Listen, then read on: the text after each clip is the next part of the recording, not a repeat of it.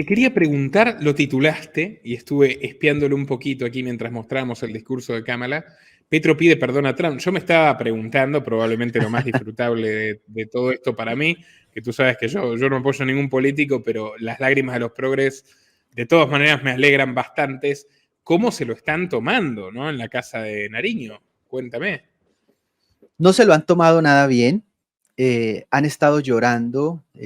Miembros del gobierno Petro han estado diciendo como la esperanza del continente ahora es en América del Sur, porque ya el norte se perdió. Ha sido un escándalo tremendo. Gustavo Petro además ha tratado como de mostrarse eh, como más accesible al presidente Trump, ¿no? Entonces decíamos que Petro pedía perdón porque de manera descarada, después de haberle dicho loser, después de haberlo criticado, después de haber dicho en horas de la tarde, eh, básicamente que los latinos que votaron por Trump eran unos tontos, que tiraban la escalera para que nadie más llegara, ¿no? Entonces por eso una vez llegaban ya votaban por Trump para que no llegara nadie más. En fin, un montón de mensajes muy contradictorios porque cuando ha ido a los Estados Unidos se la ha pasado muy bien Gustavo Petro, ¿no? Ha paseado, ha disfrutado con recursos, por supuesto, nuestros, su familia se la pasa precisamente haciendo paseos a Disney y demás, ¿no? Y ahora Petro, hace unos minutos, salió a decir que está dispuesto a colaborar con Trump para lograr la paz y acabar con las guerras en el mundo cuando Colombia tiene una guerra, entre comillas, más de 50, 60 años, la más larga en la historia del continente, que trataron de disfrazarla con un fracasado proceso de paz, que no fue de paz, fue un proceso de impunidad de Santos con las FARC, lo recuerdas, ¿no? En Cuba. Entonces, Petro ahora quiere pegarse de ese cuento, ¿no? De la excusa de que como Trump dijo que iba a acabar las guerras y a Petro no le gustan las guerras, entonces que podían ser buenos amigos. Algo que no va a pasar. Hablaba recientemente un ex embajador de los Estados Unidos, entrevistado, y comentaba, porque una vez Trump habló de Petro y dijo, ¿saben qué? Este tipo Petro es un socialista, es un izquierdista, un exguerrillero del M-19, Petro no es, no es un buen ser humano, ¿no? Lo cierto es que eso obviamente alguien se lo dijo a Trump, o sea, Trump no tiene ni idea quién es Petro, e incluso yo dije en algún momento, creo que si le dices a Trump dónde está Colombia en el mapa, no lo va a ubicar tampoco, o sea, creo que es irrelevante y más con su política de América primero, entonces creo que lo de Petro es muy patético, pero es satisfactorio ver que Petro está como temeroso, Maduro está temeroso, Gabriel Boric ya está temeroso también, y están diciendo que ellos respetan mucho la soberanía de los pueblos y la autonomía de los países y de las naciones, como quien dice, oiga, por favor, no nos pongas una bomba encima a gobiernos criminales como el de Petro y de Maduro, ¿no? El de Petro concretamente, como para que la gente dimensione, no solamente destruyó la economía colombiana, que antes de él tenía el salario más alto de Sudamérica, etcétera, y a ver, tampoco es que Colombia sea un país desarrollado, pero tenía unas exportaciones pujantes y respetables de petróleo, las está liquidando, se está aniquilando la economía colombiana. Pero más allá de eso, ¿cómo es la situación de la seguridad interior y cómo es la situación de la violencia armada que está volviendo a verse pese a todo lo que Santos le entregó a la FARC, que ahora Santos lo recompensaron? Siempre recordar que Sí, Santos, claro, fue el sobrino del cura Camilo Restrepo, ¿no? Que era el cura terrorista del Ejército de Liberación, Camilo Torres, el cura sí, asesino de la guerrilla del ELN, ¿no? Y Santos terminó premiado en la Fundación Rockefeller, vive en Washington, entiendo yo ahora, ¿no? Es y director da claro, latinoamericano de la Fundación Rockefeller, y Colombia vuelve a sangrar y la gente inocente vuelve a morir, que obviamente era lo esperable con el gobierno de un guerrillero. Cuéntale un poco a la gente el panorama, Alejandro. la situación de seguridad en el país es desastrosa. Colombia, por supuesto, en general ha tenido problemas de seguridad, pero nadie puede ocultar la verdad, y es que hoy estamos en épocas peores o muy similares a lo que fue Colombia antes de la llegada de Álvaro Uribe Vélez allá en el año 2002. ¿Por qué te lo digo? Regresaron las tomas guerrilleras. Eso era algo que había parado desde la llegada de Álvaro Uribe. Regresaron las pescas milagrosas, ¿no? Estos secuestros que tú vas en la calle con tu vehículo. Por supuesto, el narcotráfico está disparado. Estamos en este momento a niveles 10 veces mayores a los que pudo haber soñado y vivió en su época Pablo Escobar.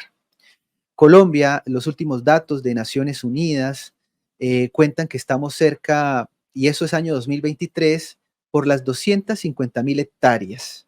No solo eso, la mafia ha sido más eficiente, se ha vuelto mejor en su cultivo, ¿no? Más productivo todavía, así que estamos nadando clorhidratos de cocaína.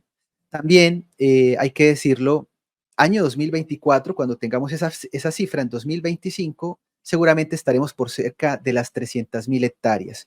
¿Qué nos dan además estos datos? Los lugares donde hay mayores tasas, índices de cultivos ilícitos como este, son los lugares donde hay más violencia. Así que hay una relación entre esto que no se puede negar. Gustavo Petro dice, la fórmula de siempre ha fracasado. Entonces ahora se le ocurrió una brillante idea y es comprar coca. Que el gobierno, con los recursos públicos, le compre básicamente, entre comillas, a los campesinos, pero sabemos que al final básicamente es el gobierno sacando plata de nuestros impuestos para comprarle a los narcos, cuando hay, de hecho, muchos campesinos que no pueden vender lo que están cultivando, pero buena noticia, a los que cultivan esto ilícito, ellos sí van a tener un comprador asegurado que va a ser el Estado, ¿no? Esto ha recibido todo tipo de críticas, genera incentivos perversos, ¿no? Antes se mueven todos a cultivar más esto todavía, en fin.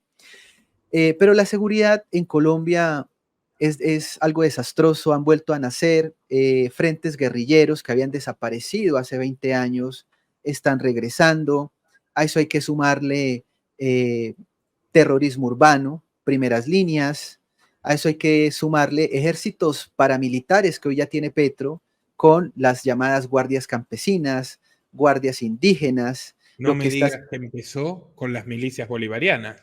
Es la versión colombiana Es la versión colombiana. de los comandos asesinos de Maduro y Chávez. Es literalmente la versión colombiana de los colectivos chavistas en Colombia, y que Petro los saca en cualquier momento, porque además son megacontratistas del Estado. Y tú ves a estos, digamos, pobrecitos indígenas que salen a marchar apoyando a Petro, pero todos están en camionetas y casi que blindadas, ¿no? Son megacontratistas del gobierno Petro. Y claro, Petro tiene no solo el apoyo de grupos ilegales, con los cuales se lleva bien el señor, les va a comprar la mercancía además, sino que, como te decía, sumamos guardias campesinas, guardias indígenas, sumamos primeras líneas. Por supuesto está siempre las FARC, el ELN, el Clan del Golfo, mal llamadas disidencias FARC, FARC 2.0, son las mismas FARC de siempre. El proceso de paz de Santos pues fue un fracaso, pensionaron a los cabecillas, los enviaron al Congreso a legislar, sin un voto, sin pagar cárcel, sin responder por sus crímenes, y mientras siguieron con el brazo armado en las montañas, pero ahora tienen un brazo político en el Congreso de la República legislando y obviamente votando todos los proyectos de reforma del señor Gustavo Petro.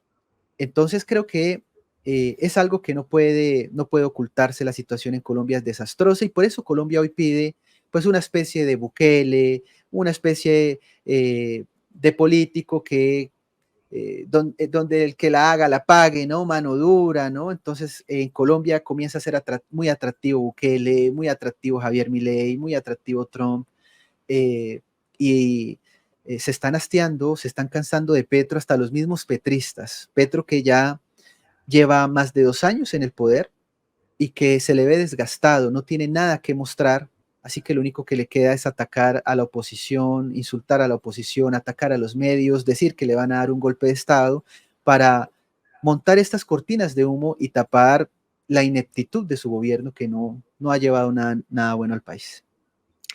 Contigo hemos tratado el culebrón increíble de Narcolás Petro, el hijo preso, que Petro dice yo no lo crié, como si tuviera que enorgullecerse, el edecán suicidado, ¿no? El teniente coronel, me acuerdo todos los elementos de realismo mágico, que parece, no sé, una mezcla de un libro de García Márquez con uno de Fernando Vallejo y el guión de una buena telenovela de RCN.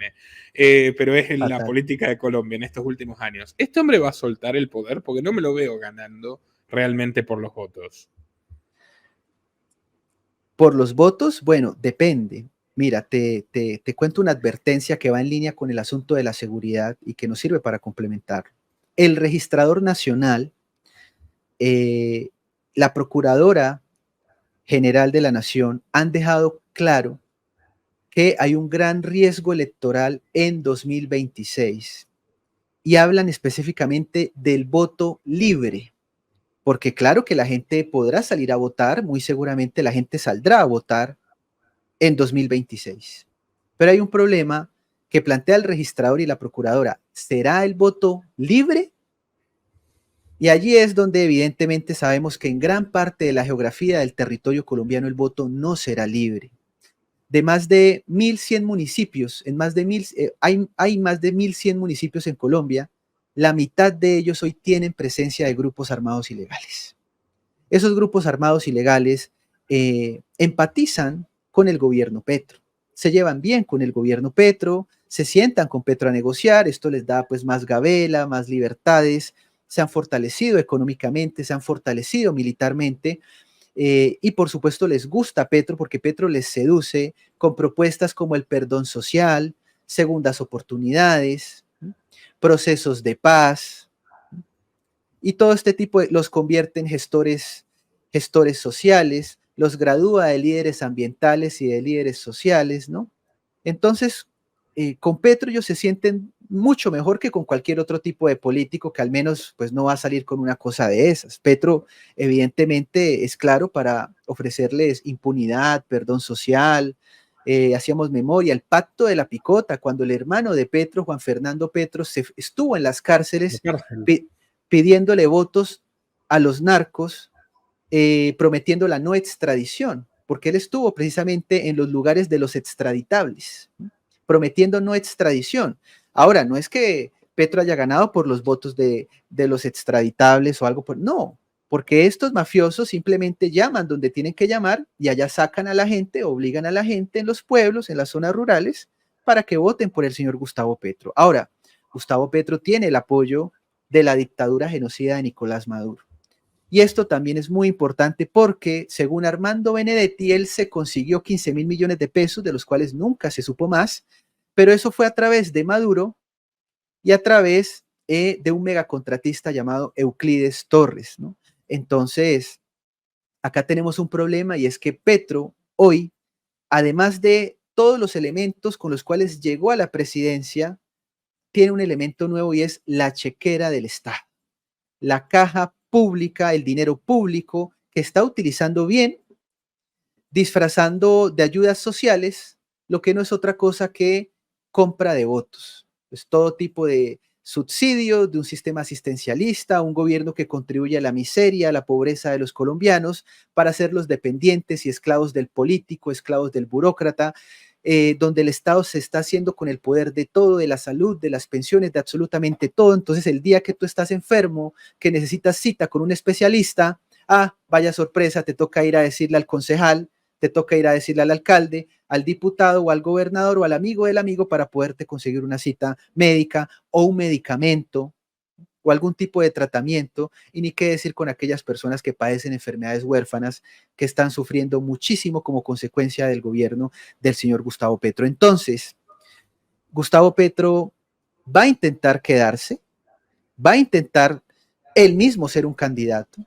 Si no lo logra, por supuesto, enviará a alguien de sus huestes, de su grupo. Puede ser María José Pizarro, hija de otro guerrillero asesino.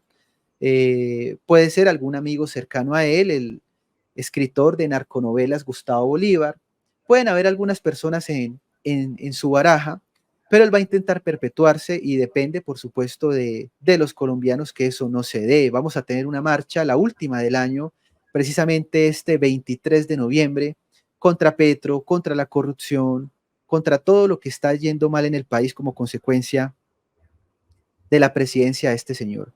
Entonces acá hay una preocupación grande, Nicolás, y con esto te cedo la palabra, por la compra de votos, por la falta de garantías y porque la Constitución colombiana no contempla una situación en la cual, por ejemplo, el gobierno Petro no gire los recursos para que se lleven a cabo las elecciones. Petro ha recortado los recursos de la registraduría.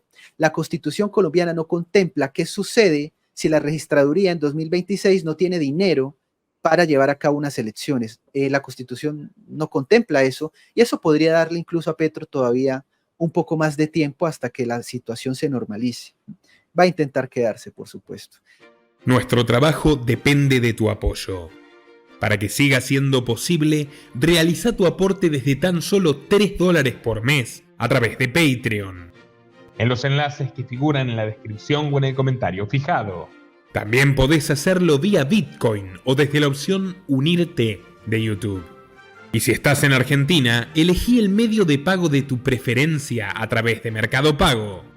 Quienes nos apoyen en Patreon a partir de $5 mensuales tendrán acceso a análisis, entrevistas, conferencias y documentales exclusivos. También tenemos opciones para sponsors. Así que publicita con nosotros a través de patreon.com/Nicolás Moraz.